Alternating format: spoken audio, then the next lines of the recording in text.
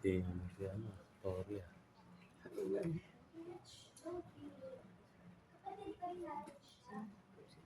Oh, sorry.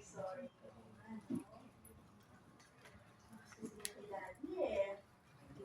No, fresh from the Philippines. And, dinala ko siya ni Daddy. Samantalang tayo, legit eh. Katulad niya, na isang